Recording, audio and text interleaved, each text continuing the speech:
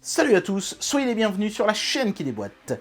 Vous vous souvenez de ce petit traducteur de chez Langogo, le Genesis, qui coûtait plus de 350 €? À ce prix-là, c'était compliqué de vendre, évidemment, un traducteur si sophistiqué puisse-t-il être. Le constructeur a tenu compte de cette remarque, puisqu'aujourd'hui il me demande de tester le Langogo Minutes. Particularité numéro 1 de ce petit traducteur, celui-ci coûte seulement 70 €. C'est quand même une somme, hein, donc il va falloir que cet appareil fasse mieux que les solutions gratuites type Google Traduction, mais au moins c'est un appareil qui est désormais abordable. Alors est-ce qu'il vaut toujours le coup, même une fois amputé de pas mal de ses fonctionnalités? C'est parti pour le test. L'emballage du Langogo Minute, c'est très similaire à celui du Langogo Genesis. On a une photo du produit à l'avant, brillante sur fond satiné, le nom du produit sur le côté, Langogo Minute, j'aime beaucoup ce nom d'ailleurs.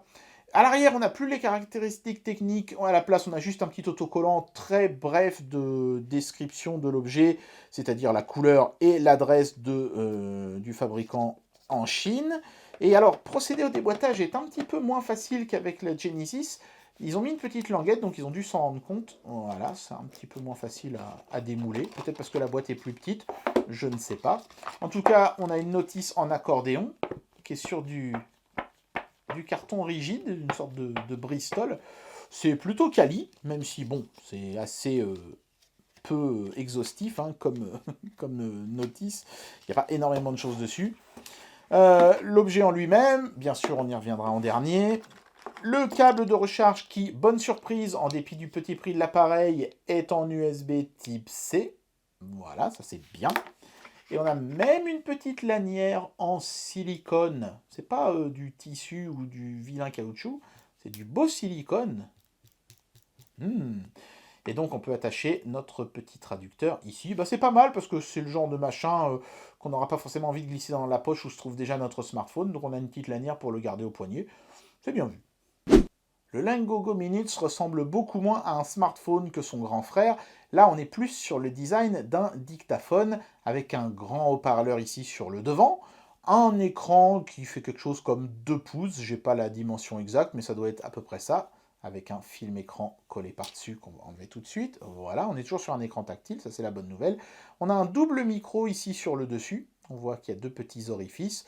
Par contre, pas de micro pour l'annulation des bruits ambiants sur le dessous. On a juste la prise de recharge en USB type C donc, et le petit passe lanière ici pour attacher la petite lanière incluse. Rien ici, à l'arrière, rien non plus. C'est sur le côté ici qu'on trouve tous les boutons. Le bouton d'alimentation, le bouton qu'on maintient pour faire les traductions et le bouton pour le réglage du volume. Un appareil donc très simple dans sa conception maintenant. On va regarder un petit peu ce qu'il a dans le bide.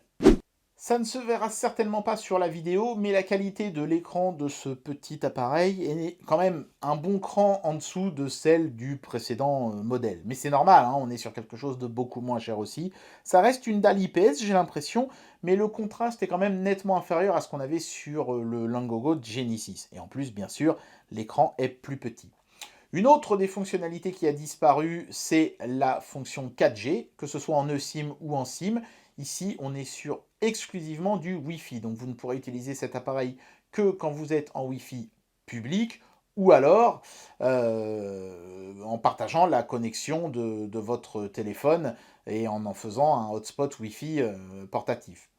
Vous pouvez aussi utiliser l'appareil hors ligne, puisque les langues sont préchargées à l'intérieur, mais vous n'aurez pas une traduction aussi pertinente et d'aussi bonne qualité que si vous étiez connecté. Voilà. On voit les deux fonctionnalités principales de l'appareil ici, c'est-à-dire la traduction et l'enregistrement intelligent, c'est-à-dire converti en texte. Si on glisse comme ceci, on peut régler le Wi-Fi et les autres réglages de l'appareil, c'est-à-dire le mettre en mode avion, activer, désactiver le Wi-Fi, régler la luminosité de l'écran et le temps qu'il met pour se mettre en veille, mettre la langue du système sur autre chose que français, faire les mises à jour. D'ailleurs, il y en a une mise à jour du firmware qui a été faite juste avant que je fasse cette vidéo. Donc ça veut dire qu'il y a du suivi, c'est bien. Bon, en même temps, le truc vient de sortir, donc s'il y avait déjà plus de suivi, ce serait inquiétant. Donc voilà, c'est simple, mais c'est plutôt efficace. On va déjà essayer la fonction traduction pour voir. Le mode de traduction est simplissime à utiliser. En faisant un swipe vers le haut, on choisit sa langue. Il y a plus de 90 langues disponibles, donc il y en aura forcément une qui vous intéressera. Et puis ensuite, on maintient le bouton appuyé et on proclame sa phrase. Par exemple, Brian est dans la cuisine. Brian is in the kitchen. C'est fonctionnel. On va essayer dans l'autre sens. Where is Brian? Où est Brian?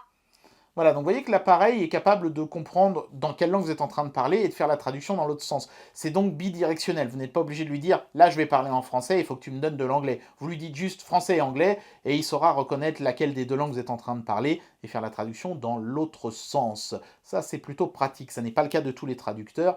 Et c'est bien de voir qu'ils ont pensé à cette petite fonctionnalité-là. Après, la qualité de la traduction, bon, je ne vais pas vous faire 40 phrases type, ce serait un peu chiant. Mais je l'ai trouvée plutôt pertinente. Par défaut, il traduit les gros mots, alors que dans Google Trad, il faut penser à aller dans les options et à autoriser les mots vulgaires. Là, lui, il s'en fout, hein, il traduit tout direct, sans censure ni rien. C'est un bon petit traducteur, il fait bien le travail et je n'ai rencontré aucun problème avec. Maintenant, on va tester la petite fonction dictaphone pour voir. La fonction dictaphone est la grande nouveauté de cet appareil par rapport au Langogo Genesis qui n'en disposait pas, sauf erreur de ma part. Donc sachez que les boutons ici ne sont pas opérables dans ce mode-là, ils se contenteront de faire une traduction. Peut-être parce que Langogo s'est dit que vu que c'était avant tout un traducteur, ce bouton-là devait être exclusivement réservé à la traduction et déclencher une traduction dès qu'on appuyait dessus, quel que soit le mode affiché à l'écran. Du coup, tout le reste pour le dictaphone se fait en tactile, l'enregistrement bien sûr, la consultation des précédents messages, et ici un mode VIP qui permet d'envoyer, alors vous voyez c'est payant, il faut acheter, qui permet d'envoyer les messages qu'on a transcrits en texte en SMS, alors que par défaut l'appareil ne le fait qu'en mail, ce qui à mon avis est largement suffisant, enfin bon, voilà, si vous aimez bien vous payer des modes VIP, vous pourrez le faire, youpi. Allez, on va essayer de transcrire une phrase pour voir ce que ça donne. Le test de cet objet était vraiment incroyablement intéressant.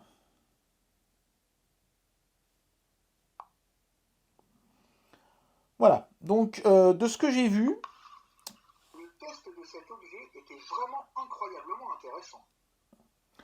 Voilà, donc en termes de voix, c'est pas mal, même si évidemment c'est un peu nasillard, comme tous ces dictaphones premier prix qu'on peut acheter dans le commerce. À mon avis, vous aurez un meilleur résultat en utilisant la fonction dictaphone de votre smartphone. Mais alors par contre, la conversion en texte, là, ça ne va pas du tout. C'est bizarre, je comprends pas. En mode traduction, il convertit mon texte sans aucun problème, ça marche nickel. Mais alors en mode dictaphone, ça doit pas être le même algorithme de reconnaissance vocale. C'est du grand n'importe quoi. J'ai fait au moins une quinzaine d'essais et je n'ai jamais, mais jamais, réussi à sortir une seule conversion voix vers texte qui soit correcte. Il y avait toujours au moins un mot qui allait pas, et parfois c'est la phrase complète, comme ici, qui est complètement à côté de la plaque. C'est dommage parce que ça aurait pu être une fonctionnalité intéressante. Un petit peu déçu sur ce coup-là.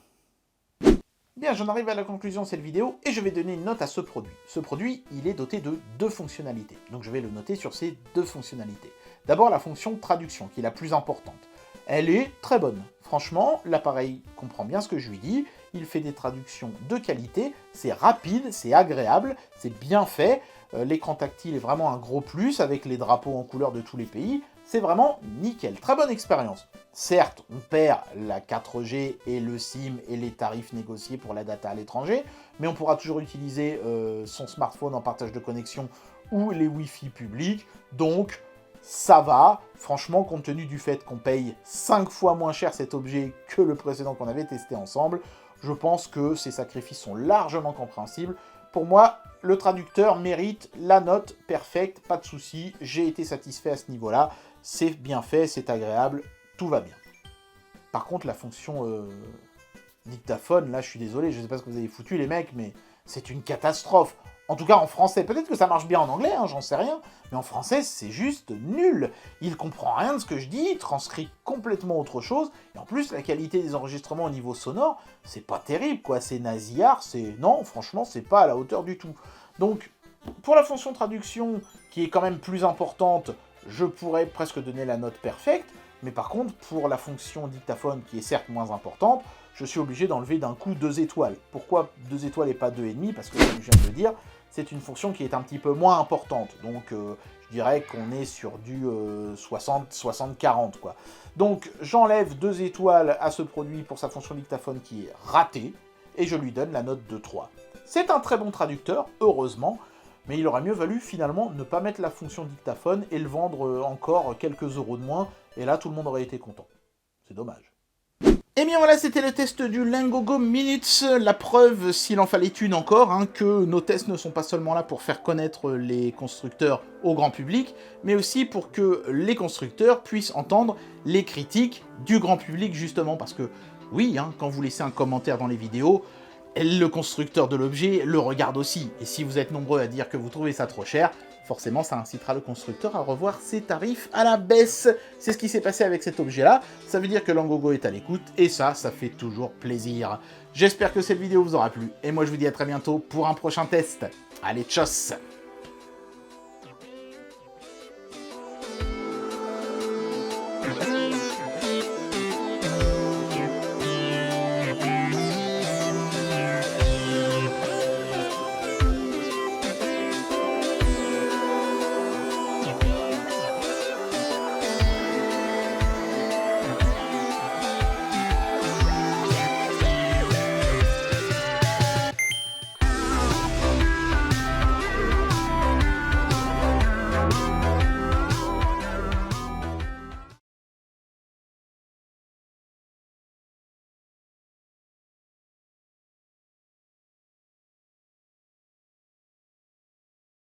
Pas mal, c'est plutôt élégant.